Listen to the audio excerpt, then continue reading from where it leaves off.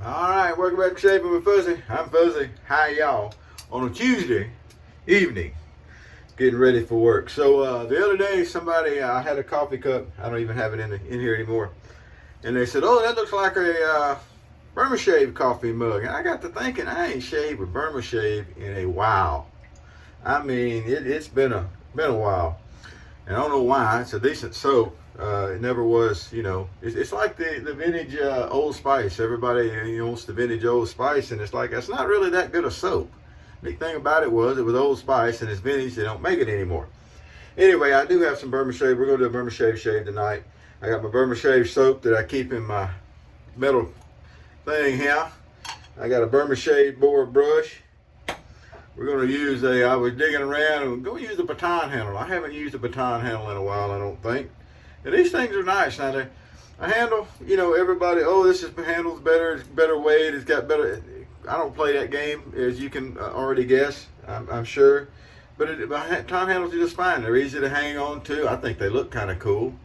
I really do. But as far as does the razor shave better or shave worse or whatever with a baton handle or a long handle or a short handle or a heavy handle, not really.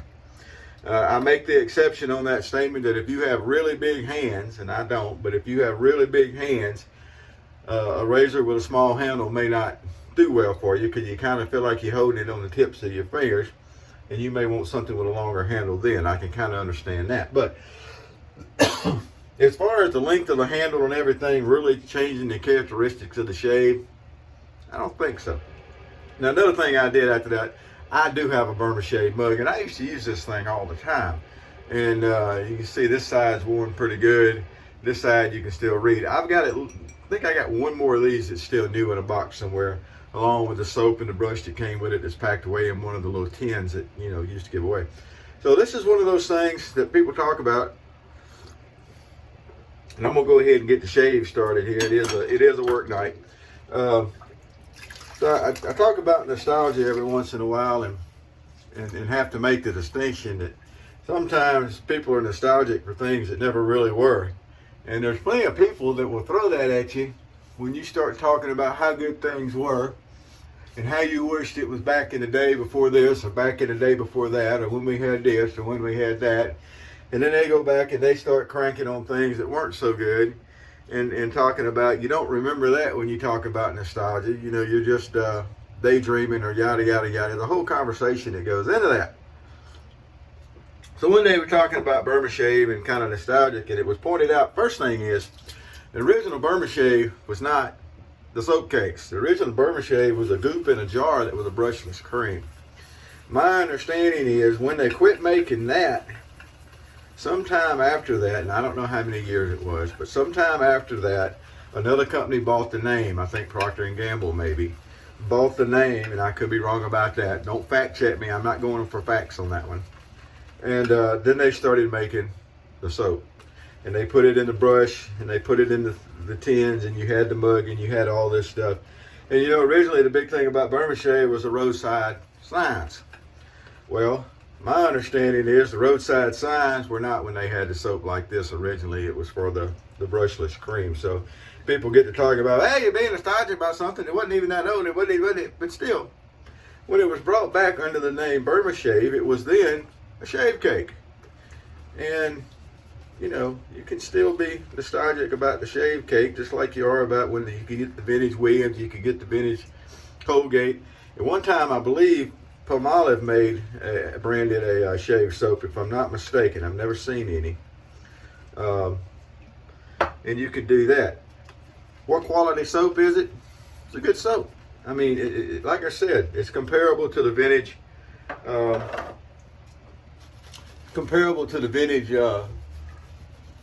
Old Spice soap easily. Is it comparable to vintage Williams or Colgate? I don't really think so. I mean, I don't think it's as good. It's plenty good. It's comparable, yeah. But is it as good? I don't think so. Personally, I like the vintage Colgate better. And then, of course, I'm a vintage Williams guy. So whether it's actually better than the Colgate or not, I'm going to say it is. Actually, they're really close to the same. If you ever get a chance to get the vintage Colgate, snap it up just like you do if you ever get a chance to get a cake of the vintage Williams. But tonight, Finished Burma-Shave. So, not the brushless cream, but the little Burma-Shave board brush. Really simple brush, nothing fancy about any of it. Works very good. That's the important part. And you got a coffee mug out of it. Now this mug, unlike the Williams mug that I don't think was ever really intended for the soap to go in it. I think it was a coffee mug. I think Dave said he agreed with that. The Burma-Shave mug, I do believe, was also meant to hold the soap. And it does very well. But I don't have a Burma-Shave soap in the mug because I use it to drink coffee. Now, this is a 1912 on the baton handle here, which is, of course, a favorite. They made, who knows how many. This is a Star brand. Is there a difference in the way the Star brands and the Jim brands and the Everready brands shaved? Not to me. You can find differences in the brands just in between various razors of the same brand. You'll get one that feels different from the others, got more blade feel, feels milder than the others, that kind of stuff. You can do that with any brand and any razor and everything. There can be something that was tweaked a little bit. These old razors, maybe somebody bit it on purpose, maybe somebody dropped it. You know, you never know sometimes. I've gotten some that were so squished down you couldn't shave with them at all. I've been able to save a few of those, make them shaveable. But a lot of times, once they get really squished down flat and all, they're just kind of to look at. And they're not even all fun to look at because you know looking at them, that's not right. But you can see the baton handle is really easy to hold on to. They're nice. I like having, I've got a couple of different, I've got Jim baton handles, the black baton handles. I got this one in a red. I've got a treat razor. The treat razor is neat. I probably should have dug around long enough to find my treat tonight and use it because it's a really neat baton handle. It's got a different guard on it. It's actually got a guard that looks more like, not exactly like, but more like the clog proof, the Micromatic clog proof, which is really, really neat. It works really well. And you get a treat razor and I put a treat blade in it, and again, feel like I'm doing something. So anyway, this is a classic 1912 shave. Nothing to it. A little cross grain stuff here. We'll go cross grain this way on this side. We can do that. So the hunt for a place to live may be over. I certainly hope so. I found a place that had what I wanted, mostly. It wasn't perfect, but it had mostly what I wanted. It's in a part of town that I frequent some because there's a Academy Sports over there. And I like going to Academy Sports. And so it's not too far from there. It's fairly easy getting to work. I'll have to deal with more traffic sometimes going into work than I do from here because I've got to go down Airline Drive. And if you don't know anything about it and hadn't been to Baton Rouge, you don't know Airline Drive. But it's one of the main roads. Cuts across town. And I've got to go spend some time on Airline. And a lot of times there's a lot of traffic depending on what time of day or evening it is, mornings. But normally, the good part is, normally the traffic's moving pretty good, even if it's heavy. Because it's mostly just a straight shot. You don't have a whole lot. So until the idiots start playing bumper cars out on the roads, which around here happens a lot. Oh, man, it rains a little bit. I mean, just a little bit. And it's like, you know, bumper cars out there or something. I equate it to, you know, I've told this story before. Fuzzy's retelling a story. Can you imagine that? I spent almost 5 years in Tucson back in my younger days. It's been 20 years ago now. I was thinking about it last night. And the thing about Tucson is, of course, it's a desert. And it's not a sand desert like if you get out to Yuma or the Mojave. Yes, I know it's the Mojave. But anyway, the Mojave Desert there.